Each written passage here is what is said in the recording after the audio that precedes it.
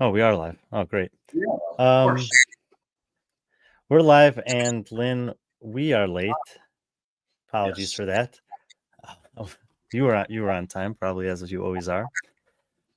We had a meeting that was running late, but yeah, we got two primary objectives today on the show. One is to do a probably pretty short recap of Monster Games this weekend, and then going to preview the team competition at the CrossFit Games, which I think that Morning Chocolate may have put an article out about the teams competing there, but I haven't seen any other coverage of them otherwise. And we know a ton of those athletes in training camps and gyms, and we know how much work that they do year round to put themselves in a position to compete in this competition. So we're going to talk a little bit about the importance of the team competition at the CrossFit Games and for gyms and the community in general, and then dive into some of the teammates and teams that will be there this year. But first, we're gonna recap Monster Games, like you said. First Phorm Monster Games. The only loser here, Kate, is you because you're not on air with us. Um, but Kate said she promised to troll us while we are on air today. So just great, just what we need. That's how Tough. we get the wrenches for people, so that they can troll us, because we don't get any trolling comments or anything anywhere else. So we need to make sure to bring them here. Our boy Ryan, great job this week. And Ryan, it was great. Actually, like it's been a while just seeing you compete in that type of environment. And yeah, so it was really good. Good job. Well, yeah, let's talk about as Cody Rhodes would say. That's a Oh wrestling. yes, Patrick's been trying to educate me a little bit on the wrestling world and history. Yeah, Kind it of a was kind teaser of for things to come. Yeah, it was kind of unfortunate because on Thursday when we were driving to Kansas City area, that's when we got news of Hulk Hogan passing away. So, it's just kind of weird because like, the day before Ozzy Osbourne, the day before that, Malcolm Jamal Warner. I mean, it's just been, these are all like staples of my childhood, kind of growing up. I wasn't that big of an Ozzy fan until later, but yeah, obviously Hulk Hogan played a big part in a lot of things.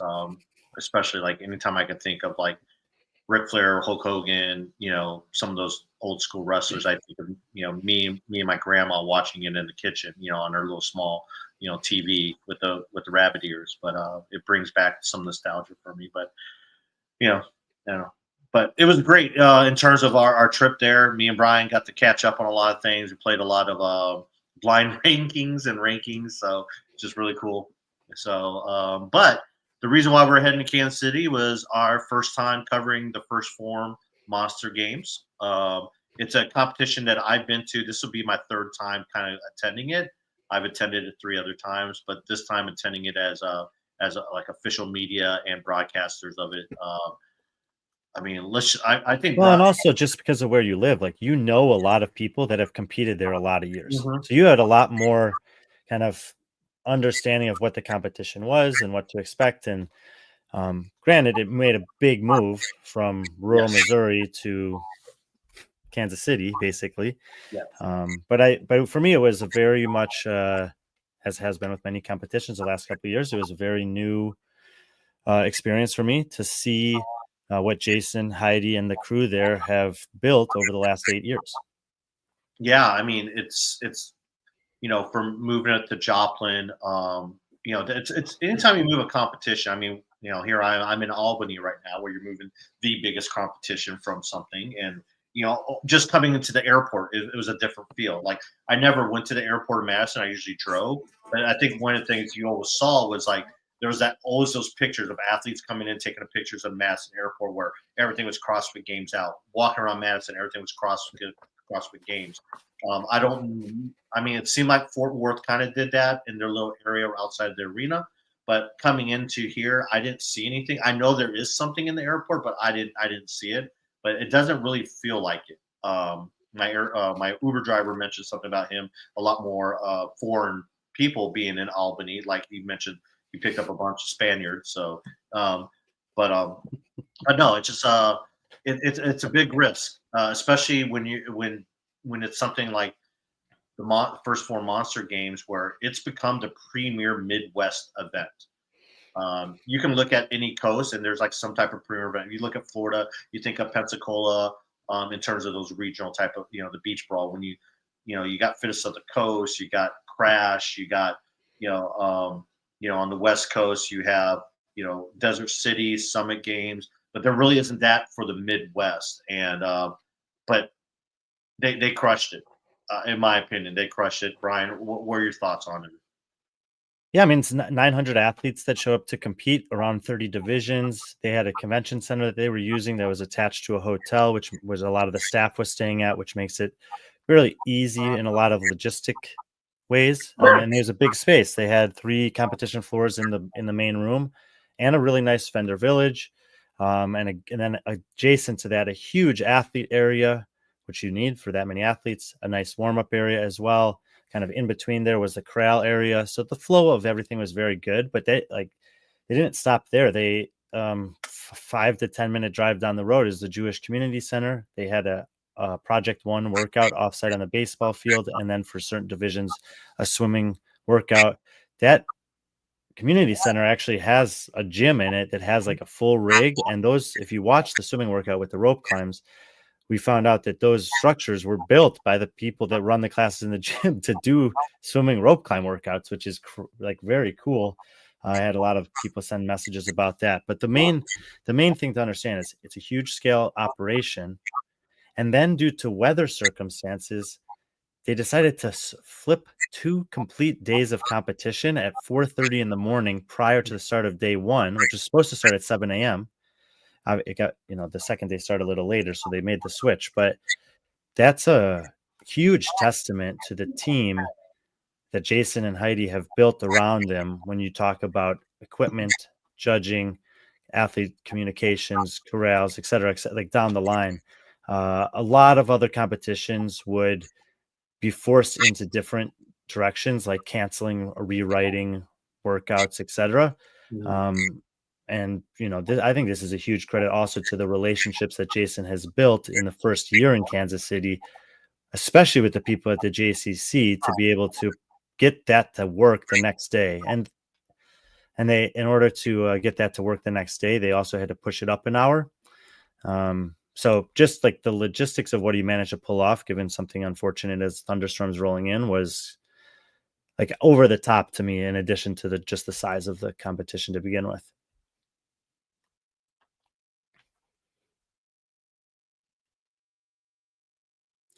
Okay. You control your own volume, Patrick. Sorry. But when I'm talking, I think for whatever reason it echoes on your end. No, it's I mean, this isn't Jason's first rodeo. There's a reason why he's been, he helps out with Desert City. There's a reason why the World Fitness Projects reached out to him and Heidi. I mean, Heidi, the way her mind's, being a logistician for the Army, I've told her just like I'm in awe of what she does. She's one of the best when it comes to logistics, I think, in the space. And the thing is, like, they'll even admit it, like they're still learning how to do things, and they're challenged by it, and they love that challenge. They sacrifice a lot to put on these events, but they sacrifice so much because they know at the end they're going to put on a very good quality event. And and they like I said, the venue, the location. I mean, we had a lot of people that flew in just for it or drove in. I mean, we had a couple athletes from Florida. We talked about Noah Wilson coming in from Georgia. There's California. Ivy came in from Northern California. She wasn't the only one. There was a group from California. Yeah, there's quite a few. I mean, just all around the U.S. And I think, and hopefully it's conveyed that in the broadcast. I haven't gone back to watch the broadcast at all, but hopefully that if they, which it sounds like that's going to be home there for a while, talking to Jason, talking to Heidi, talking to Jacob Hepner, who had a big part, he played a big role in that, getting them there in that area. That'll make things a lot easier for people. I mean, like I said, a lot of hotel options, Airbnb options, which is a complete opposite of Joplin. Now, granted, it's not home for them, but they're more than willing to do that. And it's cool. So, the divisions, I think 28 divisions. great crowd throughout. You can tell a lot of huge community. I mean, uh, Nadine, she had like I think 10 athletes from her gym, you know, uh, just competing in it, and it was like I had athletes from my old gym in Illinois that drove, 5, 6 hours for it, and they competed. It was just really cool. So, um, yeah, Glenn, also a pleasure as well. Um, Let's take a look at the top of the yes. men's leaderboard here. Um, the I'd say overall the depth of the field was a little unknown. Like there's some athletes that we knew about, and there's some athletes, as you might see on here, that we didn't know too much about. So let's just start at the top though. You basically at the end of the competition, you had a two-man race for the championship between Max Krieg, who's by far the most credentialed athlete in the field, and Noah Wilson, who has now made three podiums, 2 seconds and a first at similar strength of field competitions this season. And Noah came out very impressively. The order of the events was a little different, as we mentioned, because of the days, but he had 3 second places and a first to start. But Max was kind of hanging around, and Max closed very strong and very well, as he generally seems to do in both workouts and competitions. And I think basically what I'm seeing here is, Max was still the fittest guy there. I think the right guy won, but this is just another chapter in the early stages of the Noah Wilson storyline, that this guy is good. And I took a little bit of a risk before this and ranked him inside the top 100 globally on my worldwide rankings, actually inside the top 80. And based on the 3 competitions that I've seen, I feel even better about that. I mean, he has really shown the ability. He will tell you that he wants to get stronger, and that's pretty normal for someone new in the sport and young in the sport. But man, the capacity is there, the fitness is there, the skills are there, the strength is not bad, obviously. But Patrick, I wanted you to weigh in on this, because I think the thing that keyed in most for you getting to meet him for the first time was the mindset. Yeah, he's just his ability to hurt and his just you know just no resolve for himself. I mean, not in an unsafe way, but just yeah, his mindset. I think a lot of that's attributed to him being a former athlete, and also his parents. They've been to all his competition. They own an affiliate over 13 years. He's got brothers and sisters that are very athletic.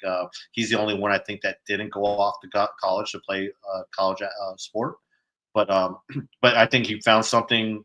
He found something he doesn't have to, because he found. I think this is just the beginning of his career as an athlete, and he wants to make it. And his parents are supporting him in that. And I don't think it's going to be very long before his parents don't have to support him. I see a lot of Jason Hopper vibes in him, and I'm not just talking because he's a Clemson fan, he's a football player, just the height, the build, some earlier Jason Hopper.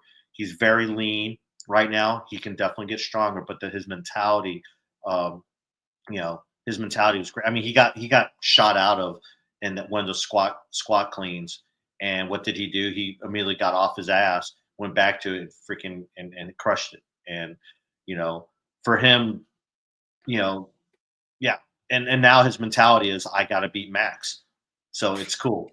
That I mean, he keeps on saying it's like he's like that guy right there. He's like I got to beat him. I have to beat that guy, because Max is probably the toughest competition you've seen in terms of like, I mean, we saw the field at Fittest of the Coast. He was, but I think the field here was a little bit stronger than the Fittest of the Coast. And but Max being that guy, so Max is that guy for him. That's his rabbit. Yeah, and yeah, so those are clearly the top 2 guys.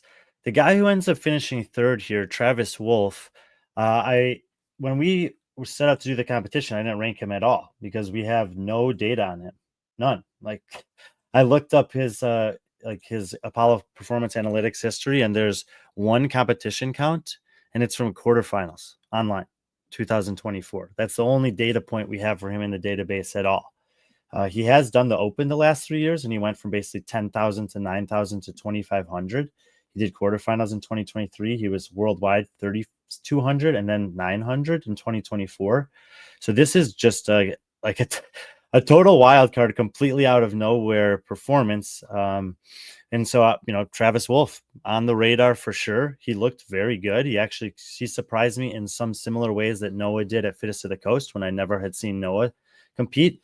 He's a bigger guy, like taller. He's got broad shoulders, good, big, strong legs. He moved very well. But in terms of individual competition, never had seen or heard of this guy before. And I was pretty impressed by the time everything was said and done. Yeah, I mean, I was really impressed, especially that last day. Those back-to-back workouts. He looked like he belonged. He didn't really like. I think it helps not being known, so you don't have those expectations or pressure, especially from people that do know you. But I mean, he had a really good group there. I think he looks like he traveled in from Cleveland. Um, but he had his coach there, his girlfriend, I would believe, and then other fans there, and they were loud. They were right in that front row. That was a cool thing. Also, it was like the you were literally, the crowd was literally on top of you at each one of those stages indoors. So there wasn't like a buffer zone. It was like there's bleachers, and the bleachers was that lane. So you just sat there, and that was a cool thing. It's like those bleachers were never empty, no matter what division was it a lead or not, because they would get up and leave, but then the next division would come in, whether it be masters or team or intermediate. They would immediately be filled. Those spots would immediately be filled by members of their community or their parents or fans or whatever. It was just really cool. I hear something that I've heard people talk about recently at competitions is like how many people come with every athlete to the competition.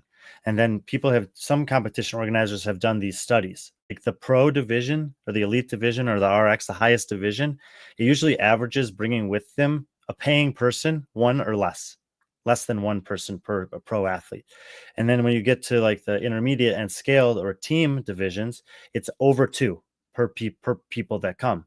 The way that they had the stand set up there was, I mean, it was, what do you think, like 200 was the maximum occupancy in one of the seating area stands on any of the stages of competition. Mm-hmm. Yeah, and then there was obviously some standing room around him depending on the layouts, but the final workout for the individuals in every division, they had two-parter. It started on one floor, and then the the athletes migrated to another floor, and the stands would do the same thing. So you could actually see the visual, how many people are watching this Masters heat, and then they all would move, and then the next heat would come in, and it's an intermediate men's, and then they would move, and the teenage girls would come, or whatever it was, and you could see that there were a similar number of people who were interested in watching pretty much every division throughout the day. And there wasn't an excess amount of seating on any one stage. It was very appropriate, and it was constantly changing as different divisions rolled through. So it was like a very good visual of this sort of more, ethereal or like not as a tangible conversation that I've been hearing people have about how many people are actually coming with athletes to each competition. And this is a very valuable thing for competition organizers, especially if they're running big competitions, meaning lots of divisions, lots of different ability levels, to understand that that's why you see, you think back to like the early semifinal days when Granite Games ran in a community event alongside it compared to some of the others that didn't. And then there were pros and cons being talked about that.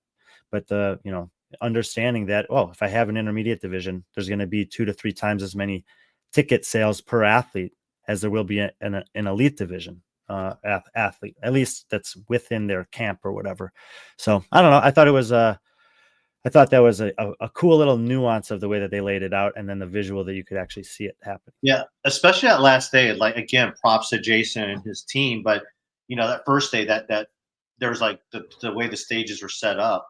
It was kind of open, like people just moving forth. And then you show up that Sunday, and he had barricades because, again, athletes were leaving stage 1 to go to stage 3. So what he did is he made basically a pathway for them. So that way, as soon as they were done, they can walk straight there and not have to worry about getting lost in shuffle of fans. They follow their judges or the MCs there. And it was just small things like those, like you said, the nuances.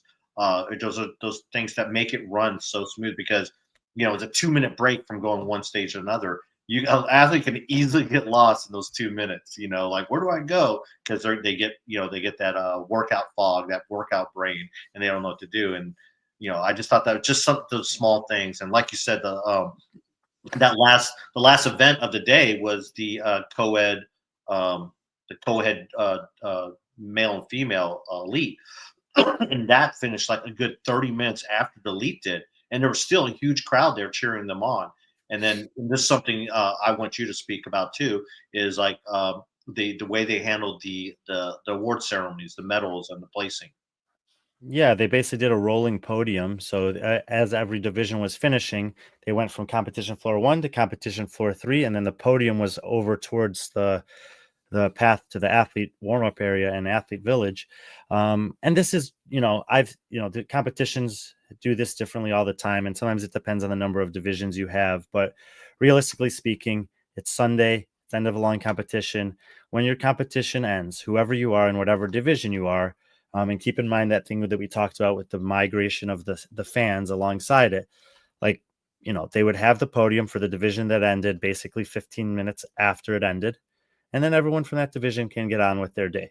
And a few people may stay and watch some of the top divisions, but for the most part, everyone's wanting to, wrap things up on a Sunday. So starting at, I think, 9:30 in the morning and running till probably 3:30 in the evening, they were doing podium ceremonies for divisions as they wrapped up. The only people that's not a positive for is the vendors, because then there's people leaving the venue on a Sunday.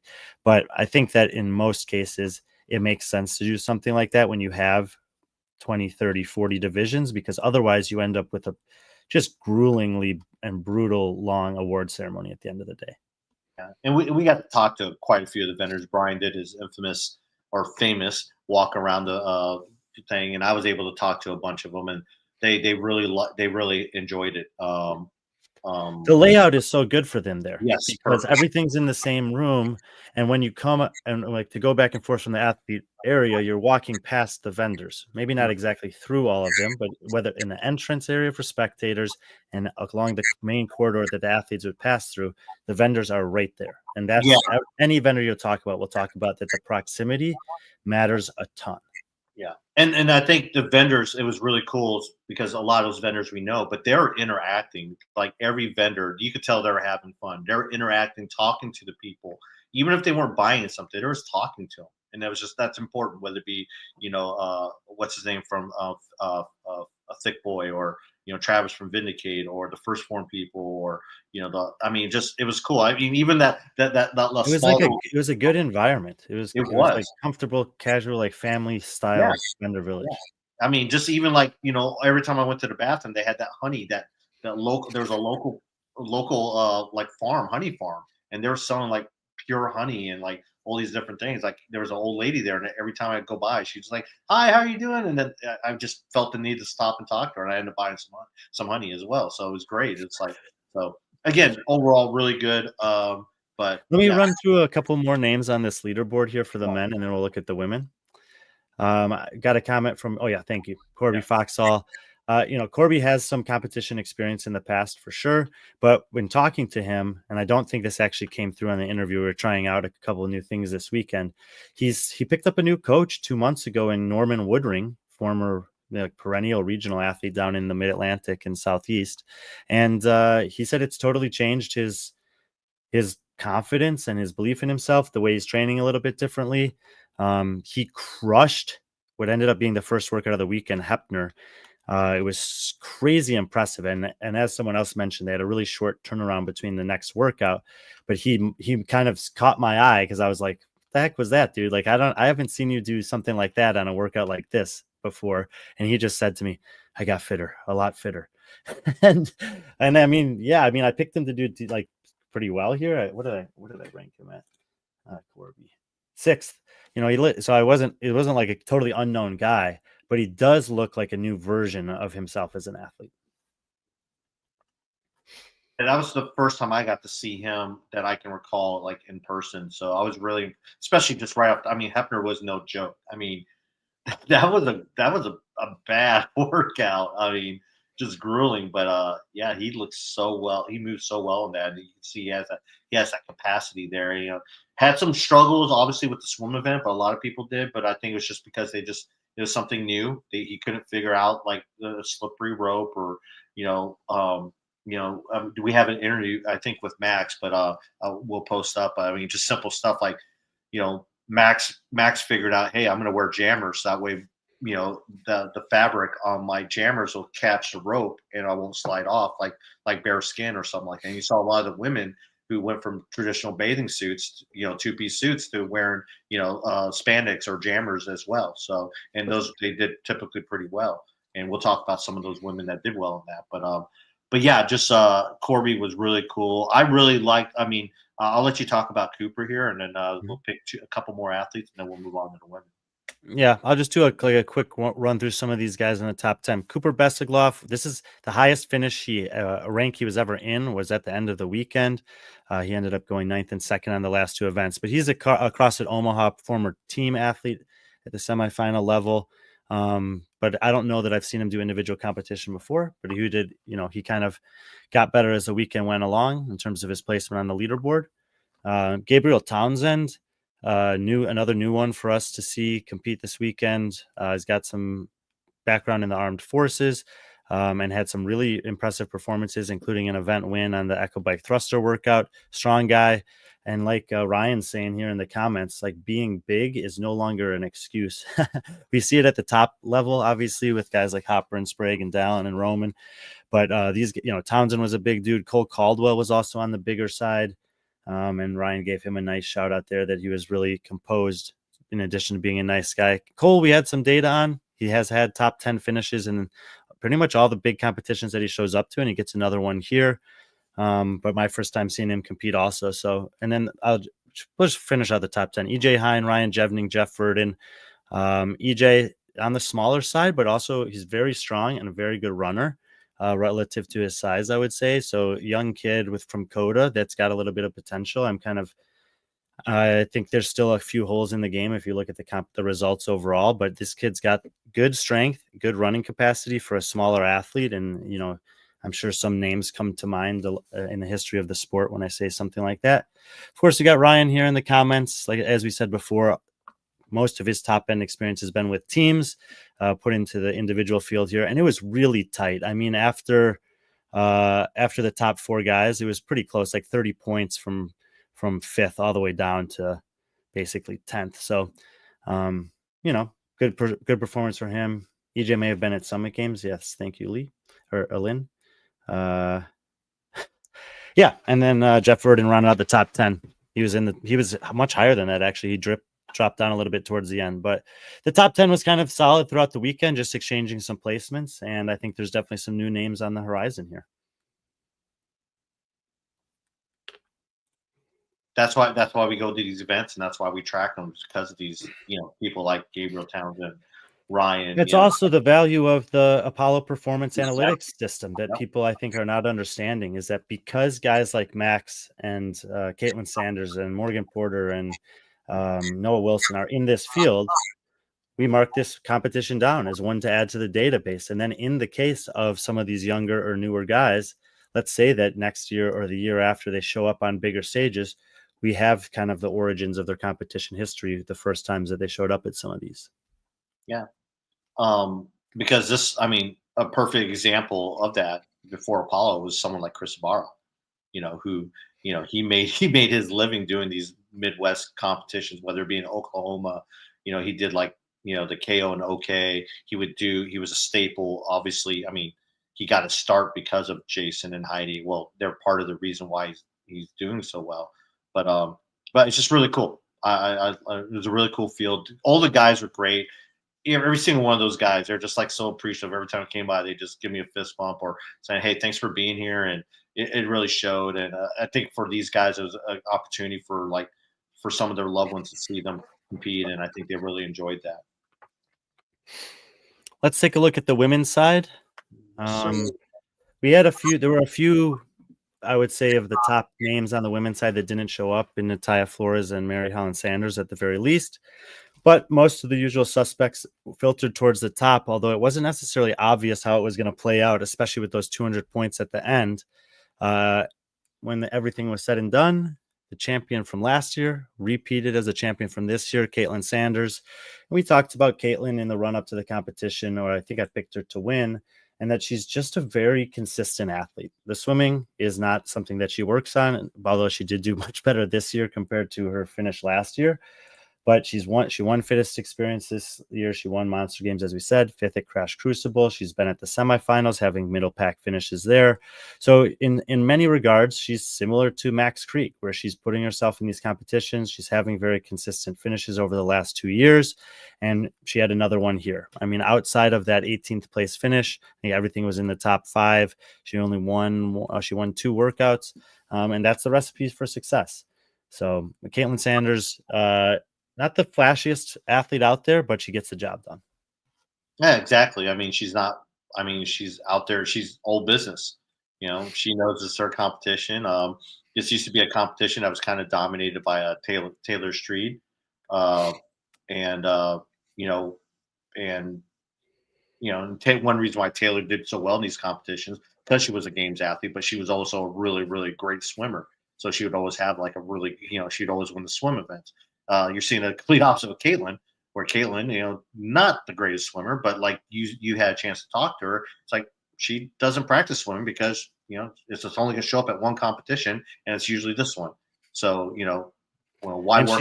She's won it twice in a row despite swimming in exactly. So if it's not broken, So I'm really interested to see what she does next year because obviously this is a competition that she's made some significant money out of. I mean, $4,000, not bad. I mean, that's $4,000 payout. That's more than she's ever won probably in any competition she's done in the game season. I mean, I know for sure it has because she hasn't really made it to the games, and I don't think she has any top 10 finishes in semifinals. So, but yeah, great job by Caitlin. It was really cool. Just like consummate professional. A lot of these athletes, especially when we go down the list, they look up to her. She is. I think I forgot how old she is. Maybe early 30s. She's a mom, and she's fit. She's really fit. Yeah, there was a pretty good battle 2 through 5, the entire competition between the women that ended up in those places. They were exchanging those spots quite frequently. In fact, at 2 different points in the competition, Zoe Warren was actually in first place. But when the final settled, Morgan Porter got into second place there. She had narrowly missed the podium here last year, and it was pretty much a goal of hers to get onto this podium. Patrick got a nice interview with her that I think we'll put up at some point, but and Lynn is such a big Morgan Porter fan that she has non-objective opinions. When have we ever heard this from Lynn before? and, Lynn, no, but I'm the same way. I'm a big Morgan Porter fan too. It's amazing. From when I saw Morgan at her first competition at Heart of America back in 2021 to where she's been now. 2-time semifinalist on a team with her fiance.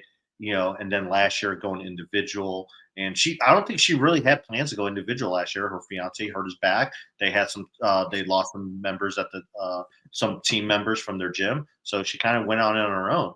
And she was just following like basic, sentinel training. She did some mayhem. She did, and then she started doing some sentinel, and then made it to semifinals and had a decent finish for someone first time. And now she has a individualized coach in Taylor, who that's I would say she's his top athlete, and she's never podiumed. This is her first CrossFit podium for her, and that's saying a lot for someone who got a lot of podiums as a NCAA gymnast. So she was really happy with her performance. I think especially when you look at event 1 and 2 on day 2, those are not Morgan Porter events. Well, and that's first of all, she's the only female athlete with all top 10 finishes in this competition. Yep. And that swim workout, there were 2 women that finished it, and you muted yourself. Sorry. I muted myself. There were 9 women that all got caught up on the last 50 meters of the swim, which meant that they all had the same score, and it deferred back to a tiebreaker, which is the first 50-meter swim.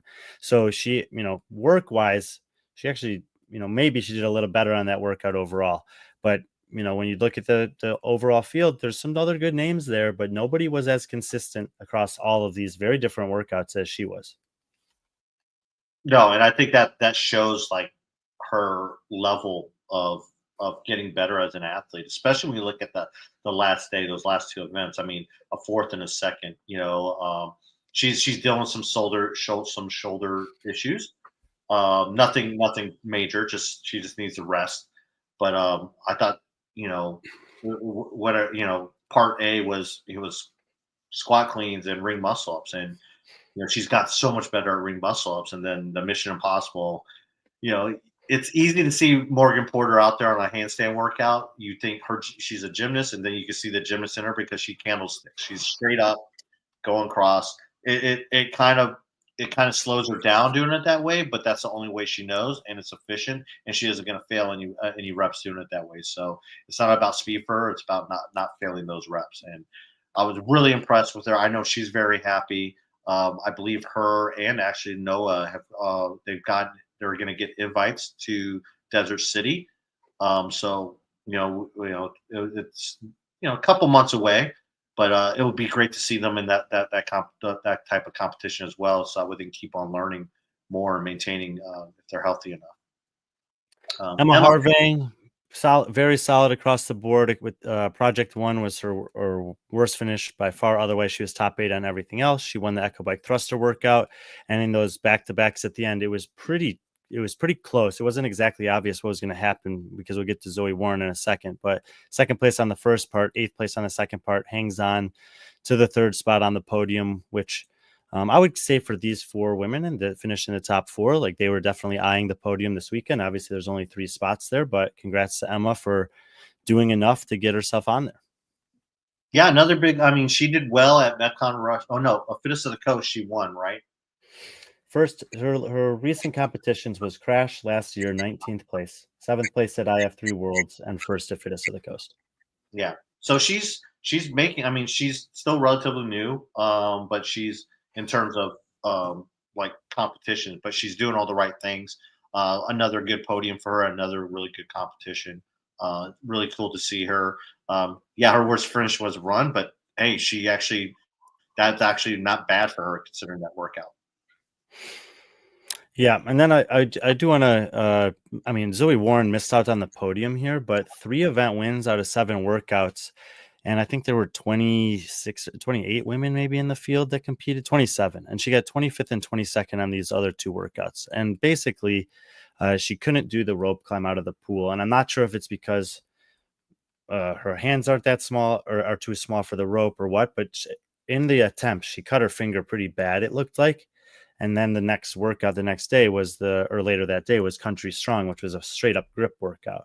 And I don't think that toes to bar, chest to bar are any issue for Zoe Warren. And the farmer's carries, she's stronger than a lot of the other girls that were able to do that. So I think that this basically came down to whatever happened on that rope affecting her grip on that workout, because everything else was amazing. And Zoe she's short. She's one of the shortest athletes you're going to see in an elite field. And we know from other athletes in the sport that like you can have exceptional performances and sometimes that can be a detriment. So she got punished pretty hard for it on those 2 events, but her fitness with the rest of the finishes there is very obvious. Yeah, I was completely surprised by Project One, and I know I'm not the only one because I talked to some of those athletes out there, and there's like we did not expect like a girl of her stature. I mean, we're talking she's maybe 5 foot, but she was crushing it on the run, and and everything. Even in the she was pulling very well on the skier. And the lunge, short steps. She's got to take more of them to get across the field. That's probably where she gave away the most time. Yeah. But let's talk about Ivy real quick. Isabel Simonis, who finished 5th here. She was second on that run behind Zoe, and she didn't even see her. Yeah. Yep. Yeah. Just what a job by Ivy. I mean, we've known Ivy for a while now, and she's one of these athletes. She competed at NorCal and RX, but she's normally an elite athlete. But she's had some issues with her shoulders and injuries, and when she came to this competition, one reason why she came to this competition is because she supports First Phorm. That's one of her. She's I believe an ambassador or someone for them, and but she just loves the competition. She knows Jason well, very well, so she had no expectations coming in, and then she come in. And I thought she was going to do really well, and she surprised her. I mean, she was in a podium position all weekend, And then, for her, this is her best probably overall finish in an individual competition, probably since 2020, 2021.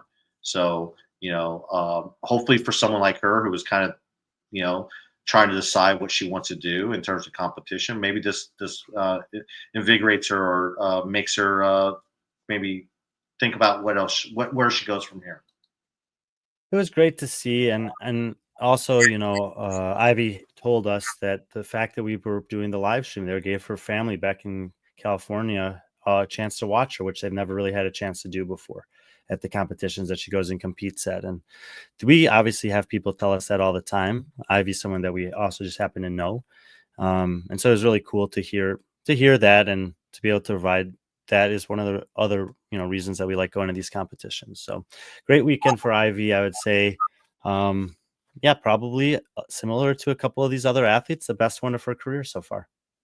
Yeah, and she, like you said, she comes from a huge family, and it's the first time her mom's seen her compete, like in person or whatever. And a bunch of her friends from her gym, they were watching it from a bar. It seemed like it looked like they went out and got wings, and were able to convince. It looked like a Buffalo Wild Wings, and were able to put on the stream on the TV. But there, it was kind of like a watch party, and it's just really cool to see that. And that's one of the reasons why we do that. It's not about the top stars so much, but it's more about those other athletes. And Brian, kudos for you. We were able to do every elite heat except for one, and unfortunately, it's just how it was meant to be. We had to make a little bit of a sacrifice, but but at the end of the day, most elite athletes got some type of coverage, and their friends or family are able to watch them. Running through the back half of the top 10 here, Abby Schultz actually, I think, was Cooper Besikoff's teammate on one of those CrossFit Omaha teams in recent years, and a fifth and a sixth place finish for them. So, I mean, CrossFit Omaha obviously has some good history in it, and still has some very good athletes. They throw the team out there every once in a while. Nice to see them out here representing well in the individual field. Blair Cheney, brand new athlete for me to see. Jason Ansley told me, watch out for Blair Cheney this weekend. She's going to impress you. And I know you didn't pick her on your list, understandably, because you have no data on her, but she's good. Well, she was good. She ends up finishing here in seventh place.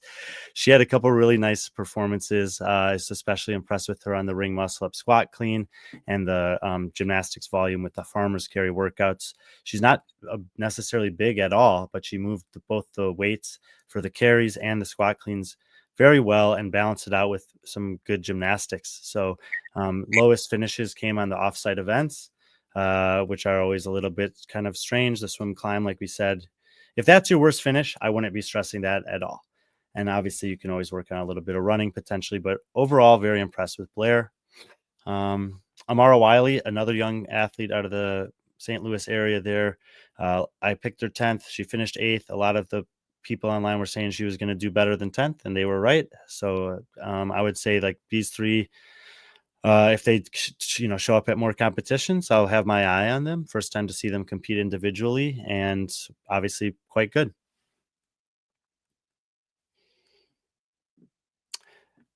Ninth place, Maisie Peeney. Some definite highs and lows here. A couple top 5 finishes. I think she won the second on the thruster workout and third in the swimming workout, which was an interesting combination to be good at both of those. She really just got punished on 2 workouts, the running and then the final with the handstand walking. She's a bigger girl, and quite strong.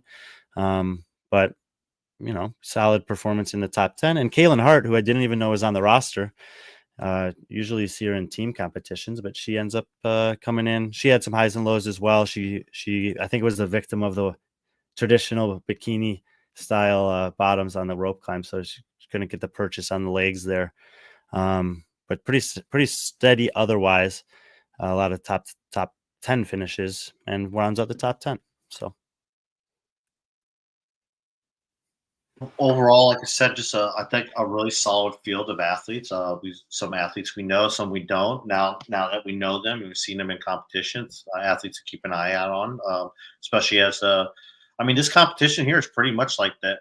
If you didn't make it to the CrossFit Games or didn't do World Fitness Project, this is kind of your end of your. This is your last competition. Now you go into the off season phase, and so this is really good for a lot of these unknown athletes that we don't know to kind of build upon, especially if they're like, you know, athletes who might need new coaches or a certain type of coaching style or a different type of program. And now they have that data and they can go in the off season to tackle. So I just thought it was really cool. Again, it's just like can't say enough about just the competition itself, the organizers, the people, the athletes. You can definitely feel like everyone was there and everyone was having fun. I mean, it was just like it was just really cool. We saw a lot of CEO shirts, but people were coming around still thanking us to be there. It's like everyone just seemed like they were having a good time, and it was all about fitness and community, and you know, that's what Jason and Heidi set out to do from day one, and it's just really cool to see that, here in the Midwest, and I can't wait till next year. I have a feeling this is going to be a bigger competition next year. I don't know how much bigger you can get for 900 athletes, but Jason's a person that can figure it out, especially knowing that he has that facility at his hand and at his play. So it'll be cool to see what he does from there. Yeah, and I mean, and also talking to them. I mean, look, like Jason's life has changed a little bit this year with the role that he has with World Fitness Project, and they made a huge change to their competition by moving it to a big city. But he has a lot of intentions of getting out on the road into Kansas City, going to the gyms, working out there, meeting people in the community, building a base. They actually, it was kind of funny. They said we didn't get quite as many volunteers as we wanted this year because everyone from Kansas City was competing. But it's Good problem to have, I guess. yeah, totally fine. I mean, it's great, and I think I was there's a lot of things on the backside of organizing competitions that I don't know about, but being partnered with the city and having good relationships with the community around that are like no brainers to me. Some countries and cities aren't interested, but if you're a competition organizer and haven't had those conversations, aren't pursuing that, aren't visiting the gyms in the local area, like within driving distance area, then you're missing out on opportunities. Jason's, on top of that. And we see it happening with World Fitness Project. I know that on Instagram, it looks like these guys are having a holiday in Europe, but no, they're going there networking. They're meeting people. And Jason's doing the same thing in Kansas City, and we'll be doing this year. So, Yeah, it's just the small things. I mean, to him, as simple as like he explained to us, he had a Chick-fil-A truck that came out there, and it was amazing. Just that was to the JCC. So this yeah, is the offsite event. He had Chick-fil-A food truck, coffee food truck available, like the necessities. Everything was happening there in the morning. And at the convention center, you're limited because you have to use some of the concessions in the building. But he had food trucks outside, and the way it was set up, you parked and you walked in, and right in front of the main entrance, food trucks lining the way. So these are all the little details that go into making it a good competition experience for as many people as possible on site. again, great job. I definitely something to circle if you're looking for a good competition that's easy to get to, easy to fly into, well ran. I mean, again, like he talked with us, everyone got a kit, everyone got a box that had clothes in it. It was great, and you saw a lot of people wearing them, whether it be their the blue Monster Games shirts, or the sports bras, the leggings, everything. It was just really cool. And then Thick Boy creating leader jerseys, each day, just creating leader jerseys on site. So that was kind of cool. So just stuff like that. Again, like he had to sacrifice and maybe not take a bigger cut than he normally would or whatever. But at the end of the day, he made it happen, and that's the type of stuff that's going to bring athletes there. And that's part of that relationship he has with those vendors, specifically First Form has done that for so long. Okay, well, we made it about 50 minutes on Monster Games review. I wasn't expecting that, but that's great, and it was worth it. It was a good experience.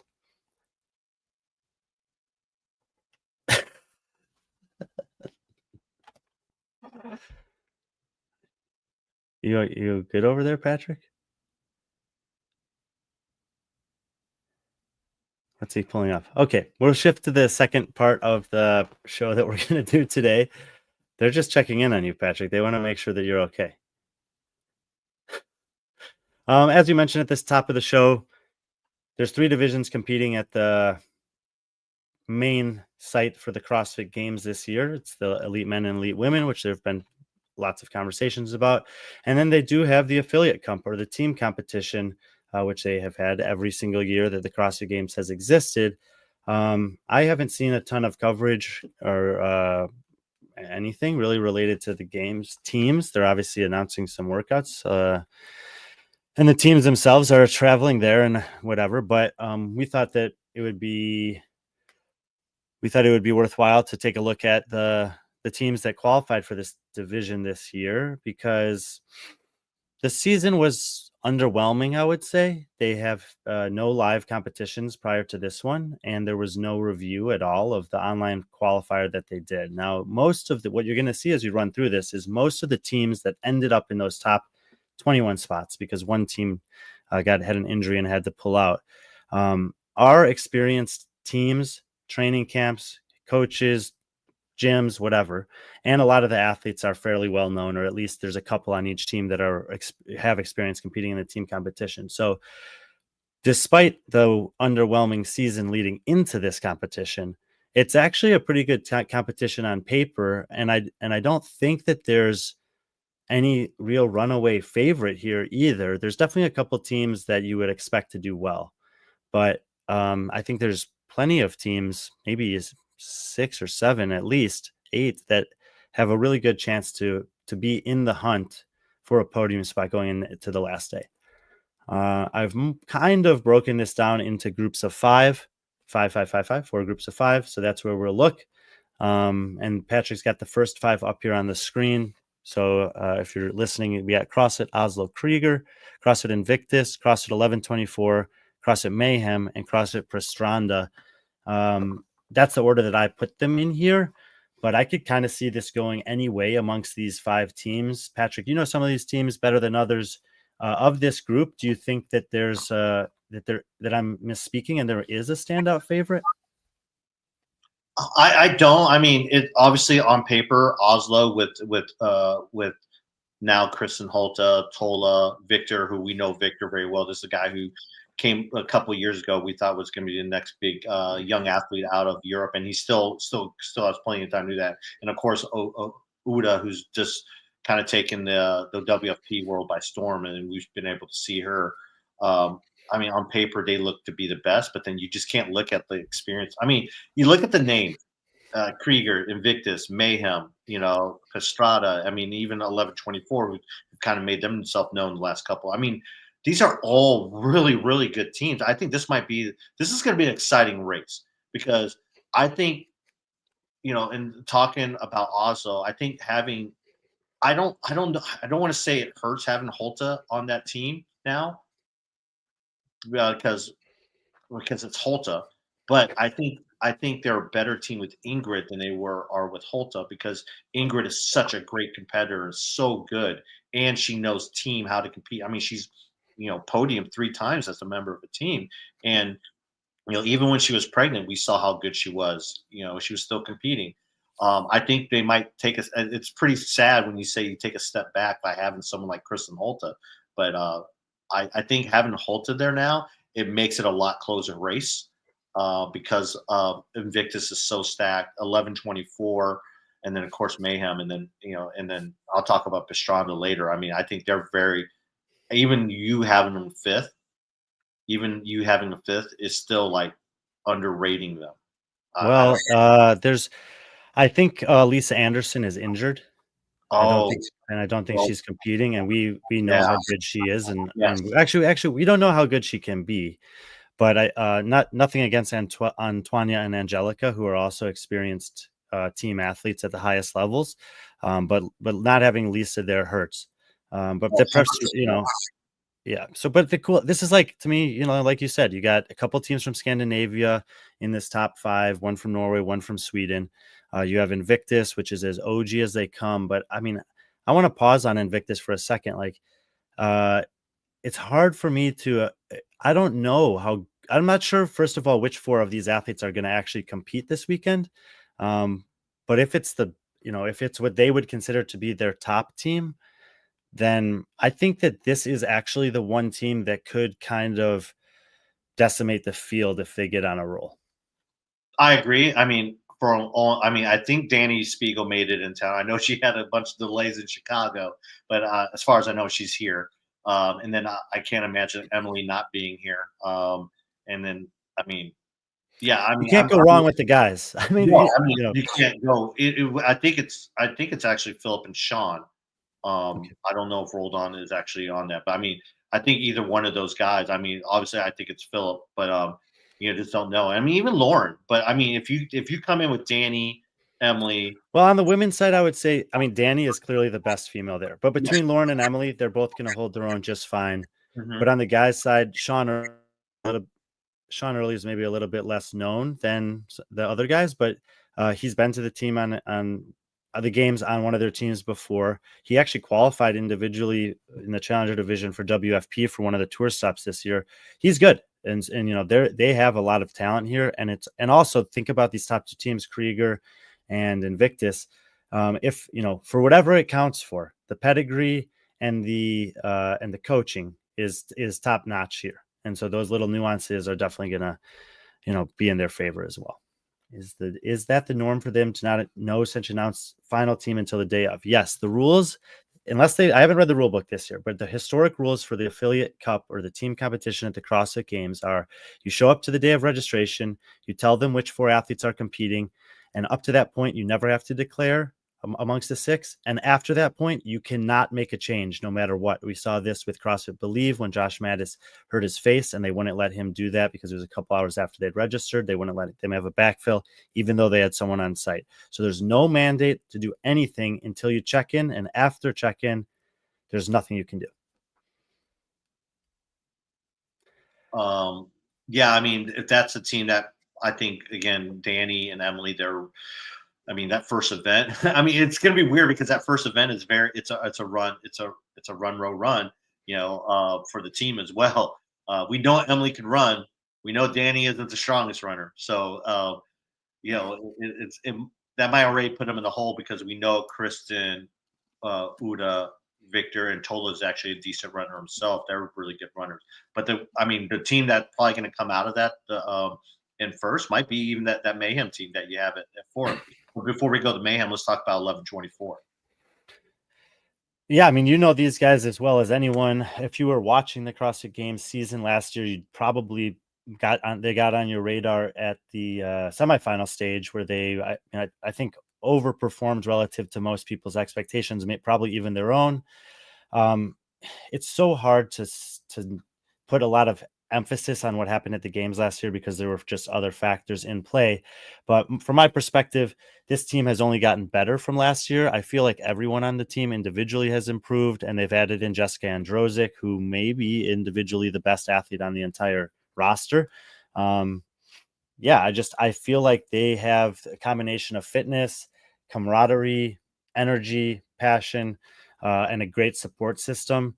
I would say I see some of the comments about maybe Mayhem's a little low and maybe people in Europe would think Prostranda's a little low. This is me basically saying I believe in this team and I think that they are in the podium hunt. And I do think that they have the potential to beat teams like Mayhem and Prostranda. Obviously, it's no guarantee it's going to happen. I do think that these are the top 5 teams. The order, we'll see, but I like this team. Yeah, I mean, I think the most important thing is I think they believe they can be there. They believe that they can beat the Mayhem team, which is coincidentally, like I said, they all just did a training camp. I mean, Mayhem's known to have the training camps before the games where they have, they in some instances I've heard it's even more brutal than the games. So they had 1124 Mayhem and Hendersonville, which we'll talk about later. They're all coming up there. I didn't get any inside information on how it went. From what I can only imagine, 1124 probably held their own. The only thing that's going to hold 1124 will be the running type of workouts. Tyler, Riley, Jessica, and Sydney aren't known as the best runners in this field, and they'll be the first one to admit that. But in terms of skill and CrossFit, they're some of the best in the field as well. And I'm really adding Jessica to this team. I mean, it's the same team that came back minus forget who their teammate was last year, but she was actually competing pregnant. She announced after the games that she was pregnant. So, you add, I'm assuming Jessica isn't pregnant, but you had an athlete like Jessica into it who's, probably one of the best when it comes to handstand push-ups, very strong. very she's very good at CrossFit, and she matches up pretty good with the rest of the team in terms of height and ability. And Sydney's just getting better, and then she has aspirations to be an individual athlete, and this only helps her. Just getting this experience with these veterans, with these guys like Tyler and Riley, who've been around for a while. The Mayhem team that sits in fourth, I see some questions about them there. Is this exact same team from last year? Molly was on the team last year, is that right? So this is their second year running it back. Last year was the best year that Angelo's team has had at the CrossFit Games. He's competed through the last 3 seasons. He's been 5th, 7th, and 4th. He's yet to find his way onto the podium, and this ranking is basically me challenging him. Can you get this team onto the podium? On paper, they should be able to do it. I mean, realistically, they should. They have, like I said, the same team coming back, a pretty good training environment there where they get a lot of practice on a regular basis with each other. They have every piece of equipment that you could want. They know each other as good as any team on the floor will know each other. They're absolutely a threat. The fact that he's yet to find his way on the podium, I believe, is probably motivating him, especially if you consider the fact that the previous 3 times he competed at the games as a teenager, he was always on the podium and won it twice. I think there's also probably a certain sense of pride and motivation from him to take the mantle that Rich has created there and to maybe not just podium, but to show that he has what it takes to lead a team to the victory. And this is me just kind of saying, go ahead, go and do it. Go and earn it. Get your team up there. I definitely think they're in the mix. It's not absolutely in no way meant to be a disrespect towards these teams, any of these teams that aren't on the podium. Like I said a couple of times now, I think these 5 are going to be battling it out. And I'm excited to see what the Mayhem team does this year with the same 4. Unmute. Yeah. I totally agree with Mayhem, but kind of go back to 1124 Syndicate Crown. They did have an elite teams division, which I thought was really cool. It gave an opportunity for some of these teams to actually compete and get some live competition for the games. And you have a couple games teams here, including 1124, going against a training think tank team. So I was surprised that Angelo's team didn't compete in this one. It would have gave us a better indication of where they are, especially with 1124. But going back to about Mayhem, I mean, Angelo, he's kind of taken the reins and of the Mayhem team, the Mayhem Independence, Freedom team, and this I think Sam and Zoe said this is their last year competing. I think with this Mayhem team, I might be wrong, but I believe they're going to move back to Michigan. So this is kind of maybe almost the last ride for this particular set of team. But I definitely see Angelo maybe, he has a lot of loyalty to this team. Adam Molly was a very good addition to them. And I look forward to seeing what they do. I think it's going to be really close. And like I said, we talked about these top 5 teams, but Mayhem is going to be definitely fighting for a podium spot. Yeah, Prostranda, one of the better well-known teams and athletes here from Sweden. They'll absolutely be in the Vic. Victor and Alex are probably as good as any pair of males competing in this competition, especially when it comes to team stuff.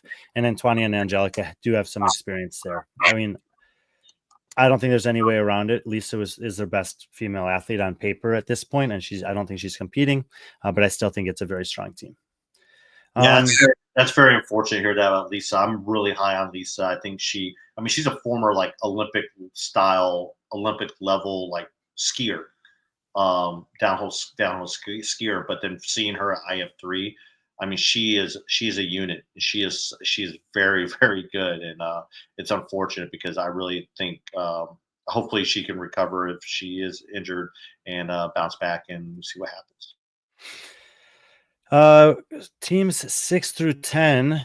What did I call them in this group? I put like ready for the moment. Yeah.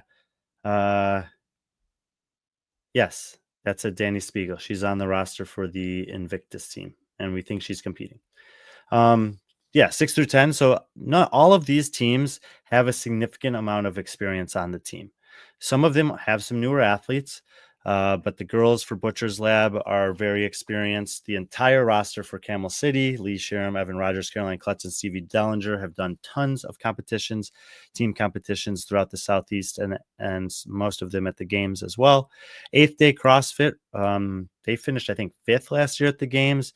Michael and Heather Pass have usually been at the forefront there, but when I look at this on paper with the 6 athletes, they actually might be on paper the worst 2 athletes on this roster. So I'm not exactly sure which 4 athletes will compete here, but Eighth Day is basically a competitive gym from Michigan that is always sending teams to the semifinals and often to the games.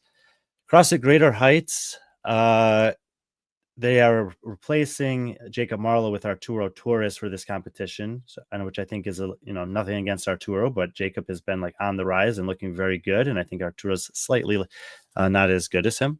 So I did end up dropping him down a little bit here, but Casey Strong, tons of experience on this team, Sierra Cole as well, and Sydney Waltz competed a bunch in the Texas and South Central part of the U.S. So pretty good team. And then if you've been around for a long time, you see some veterans down there on the team in 10th CrossFit Undivided, Christine Best, Mike Needleman, and Griffin Raleigh. And Christine, unless that's someone who's got a new name, I'm not sure who that is. But basically what I'm saying here is all 5 of these teams are good. They're full of athletes that are not going to be nervous or unsure of how to compete at this level or in this difficulty of competition. And if any of those top 5 teams falter, these are the ones most likely to take those spots. Yeah, of those 5 here, I really like 8th CrossFit. I mean, I do believe Rachel Klausing and Danielle Dunlap are the women that are competing. I think Dylan Hamming is too. I don't know who the other guy is, but if that's the case, that's their team that they had last year. At least 3 of the 4. I like them. I mean, Rachel Klausing actually looked really good at Syndicate Crown as an individual this year, just giving it a shot. She said, "Why not?" She's very underrated as an athlete. Same with Danielle. Danielle's been around in the team field for a while. It was great to see her finally break through and make it to the games last year. But it's cool to her, because she's been doing this for so long, and her to be rewarded again for a second year. But this is really cool. I really like 8th Day. The Undivided team. I mean, again, you said it's full of veterans and people that have been around for a while. In terms of no name, I talked to Griffin at actually WFP, and he was really looking forward to it this year. He said this is a team, and he really enjoys being around, and also he said he's probably in one of the best shapes of his life. So that's saying a lot when it's coming from someone like Griffin. Yeah, and Christine Best looked good when we saw her in competition earlier this year as well. I mean, this is a team that I think is difficult to assess how great they're going to do against this field, but you look, they finished 3rd in the qualifier, so the potential is definitely there for them to do better than this. We'll have to see.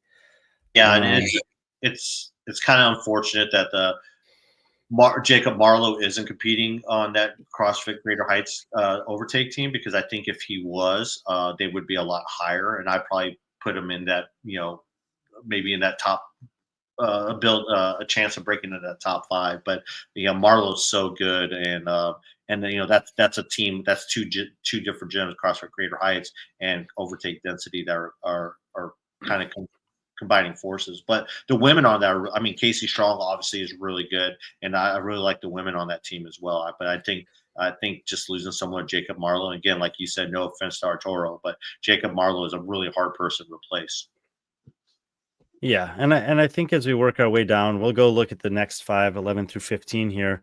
We're going to kind of continue to say the same thing, is that despite the oddities of the qualifying process, there's a lot of experience in terms of both athletes and gyms here. So we have, I think, the only Canadian team in the field, CrossFit Le Repère, representing Mayhem, and at least 5 of these athletes, I'm not sure about Kim Nadeau, but the other 5 have been competing on competitive teams in the East or North East Coast, up and down the East Coast, at regionals and semifinals year in and year out. I'm not 100% sure which of the athletes they're going to send out there. Presumably they'll send their best ones this season. They finished 4th in the qualifier. They usually, my perspective of them as a team is that as the season goes on, they usually do worse and worse. Obviously the field gets more and more competitive, but they're usually really good in the open and the qualifying stages.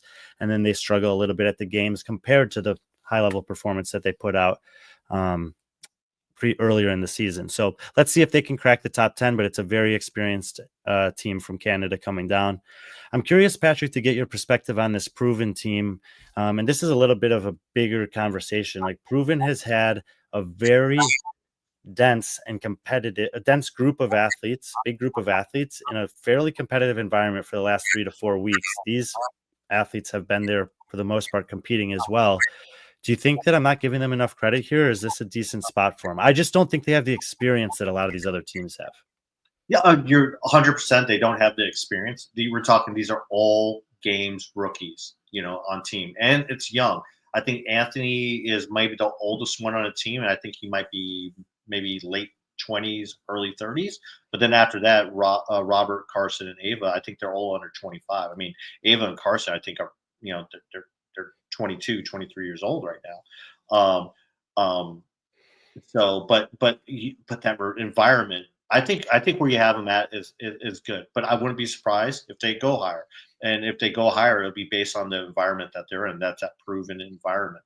I mean, they train alongside those heavy hitters. They come in. They've been. I mean, Carson and Anthony and Robert, I believe, are in Nashville, or two of the four live in Nashville full time, and the other they've done at least 3 or 4 camps since they've created this team. And they are being coached by Kiefer, and Kiefer has had some experience especially with Ava and Carson, and being Anthony's individual coach. But I really like this team. I really do. I know obviously I have some biases with them, but I don't know. They have a really good balanced team. We got to see, if you look at their open, individually, they're all good athletes. They're all top 200, I think, open athletes. Anthony did really well. He actually competed in a couple semifinals as an individual. Yeah, I think where you have them right now, I think it's fine, but they definitely have some upside to them.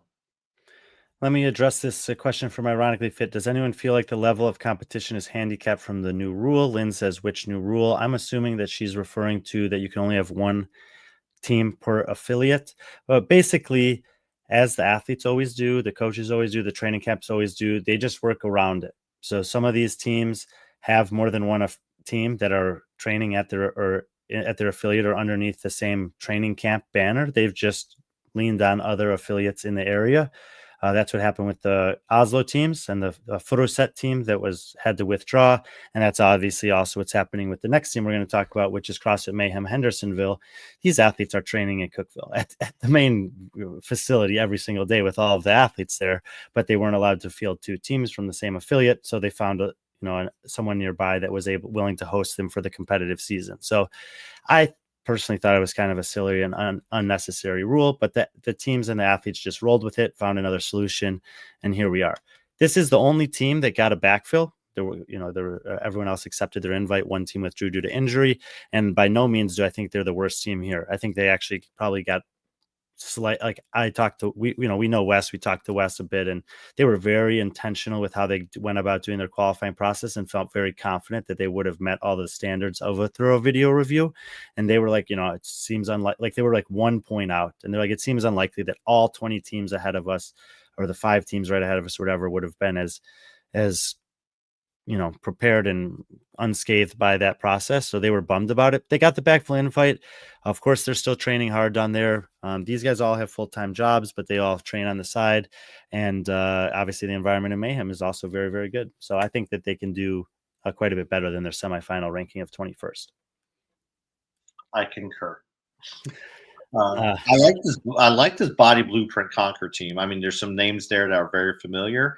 I really like if it's true, I know Will Carter's been kind of going to that bodybuilding that range, but him and Joe Piero, I mean, those guys, entertainment value alone, those are must watch, but those guys are hilarious. 2 very strong guys. And then those women, Jordan Adcock and Nicoletta Torrigiani, and congratulations, by the way, on the recent engagements to Tommy up there. So, yeah, a lot of experience on this team as well. Josh is up and coming. Will and Joe and Jordan have competed, and Nicolette, they've competed all over individually on teams. So we'll see how they end up doing, but no shortage of experience there. The fifth and final team in this one is out of the UK. And again, a lot of experience on this team. I'm not 100% sure who they're going to roll out on either the men or the women's side. But they're like, usually these athletes are fringe qualifiers out of Europe. Like they may get one of the last 2 spots in or be one of the first 2 or 3 teams out. And they usually finish, like, depending on how many teams are in the field, in the bottom third of the field, which is where we have them here once they get to the games. Yeah, but this team, I think any number of these, I mean, this is a team that they've in one way, form or the other, they've all teamed up together, and so I think they're interchangeable. Doesn't matter if OJ replaces Will or Helen's replaced by Carrie Hewitt. I think they're still going to do pretty well. I got to see a version of this team at IF3, and they were impressive. They really were. I think they had a goal in mind of making it a team to represent UK. And again, this is a perfect example of the UK, staking their claim to being a hotspot for a rising hotspot for CrossFit. I mean, we look at the individual field, a lot of up and coming UK athletes, or obviously Jennifer Mears from Scotland, which is part of the UK. But I mean, it's just I'm really cool. I'm really looking forward to see what the UK does and this team does as well. That brings us to the final 5 teams in the team division here. And personally, I would say there's a drop off from the top 15 to these bottom 5, at least in terms of the credentials of the athletes, the experience in the team division.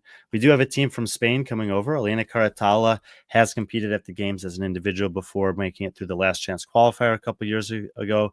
And the other 3 athletes I know very well from covering competitions in Spain: Alazna Egiazabla, Arnau Sabate, and Dami Martinez. Dami's a little bit older than the other 2, I believe.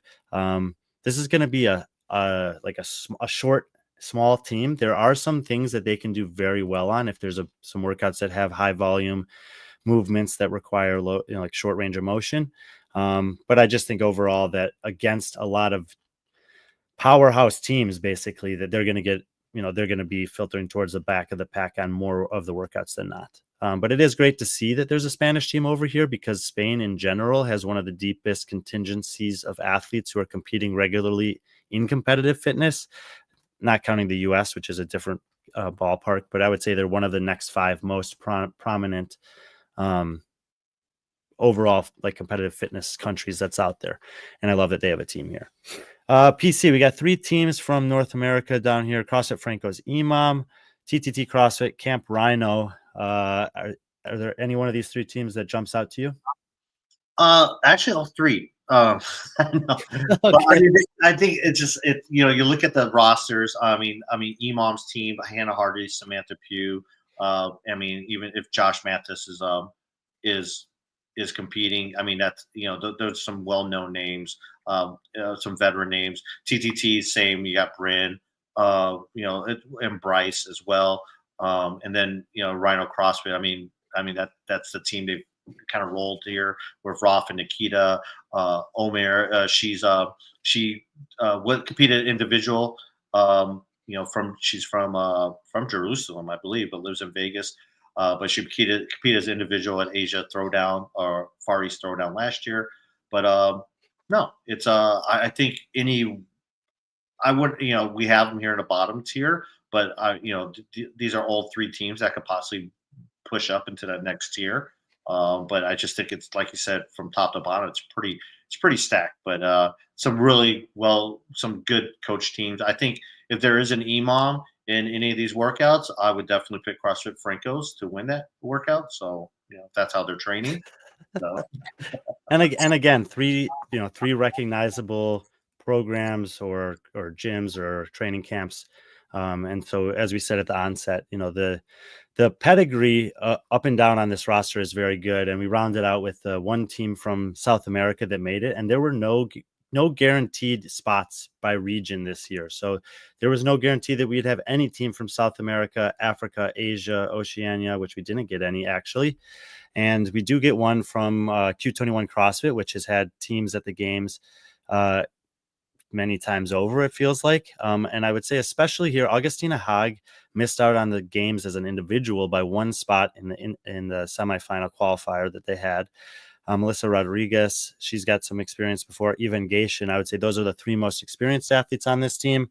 But usually, again, the team that makes it to the games from South America doesn't usually do that well there. So we have them at the bottom here. And of course, let the competition speak for itself. But I do think it's nice that we got a South American team in.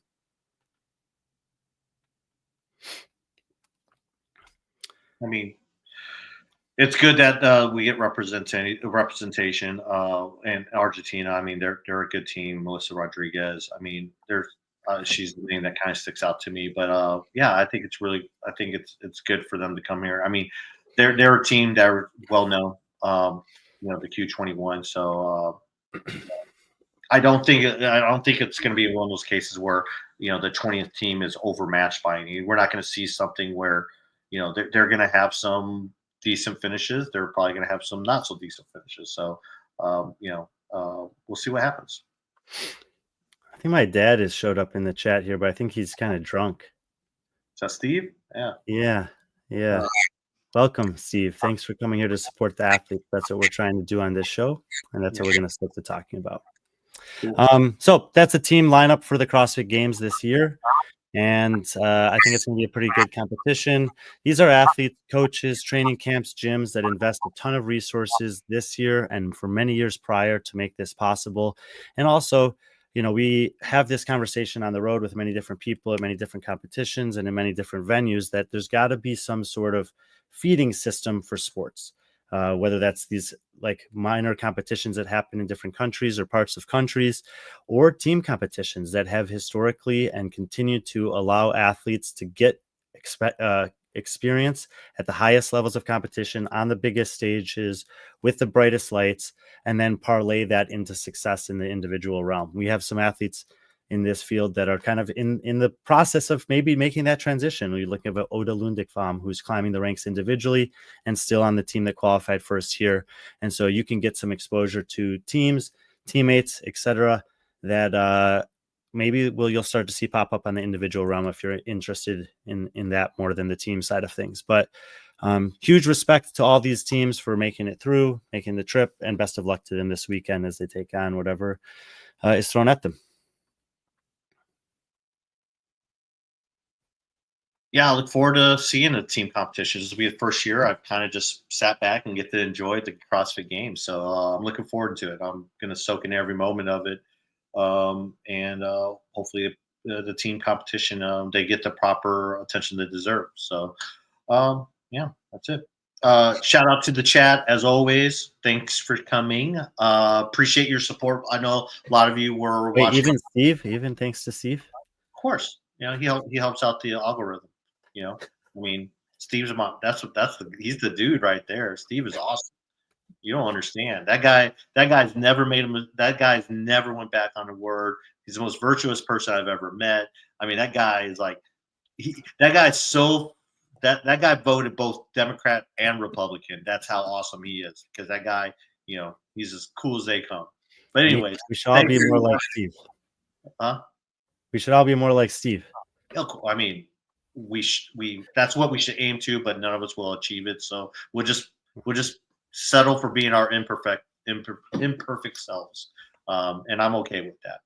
Anyways, so yeah, thanks for everyone in the chat. Thanks for the support this weekend.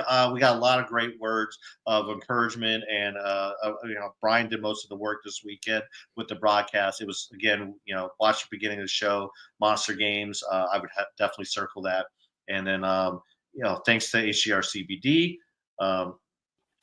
Thanks, Lynn. Yeah, HGR CBD. Use French20 at checkout. Get 20% off all your CBD needs. Yeah, it's great. I'm happy to be back in the States. It was cool. Brian drove up last week. We spent a couple 3 days hanging out, went to the gym together, did some work, ate some great food, and then just moved and then went to the competition. So I think Brian got sick and tired of me and my dogs. He probably got sick and tired of dogs. So not true at all. It's two of the easiest and nicest dogs to spend time with. Yeah, that's why I love those guys. But anyways, Steve, it's all good, man. Yeah. Everyone be nice to Steve. He's just voicing his opinion, and we're here for everyone, man. So, but cool. Everyone, thank you. Big show tomorrow. Make sure you saw Caitlin in the chat. She at 3 o'clock Eastern. Kate, correct me if I'm wrong. 3 o'clock Eastern. They'll be going live with Lauren Khalil. So Little Girls Day. They're going to talk about everything CrossFit and then also all weekend. I believe Mesa and Caitlin will be providing the recaps and coverage for us from the CrossFit Games. So. It'll be cool to hear their perspective. I think they got some rankings that they want to do. The girls are going to do some rankings, and who knows? Maybe I might, pay them a visit during one of their shows. So, but overall, thanks everyone. It's Hump Day. It's a good day. It is Wednesday. Yeah, it is Wednesday, right? It's Tuesday. Tomorrow's Wednesday. Okay. And this is also the start of the Disc Golf World Championships tomorrow, and that's what I'll be following. That's where Brian is leading. Yeah, there it is. Thanks, everyone. Be safe, and as always, be friendly, our friends.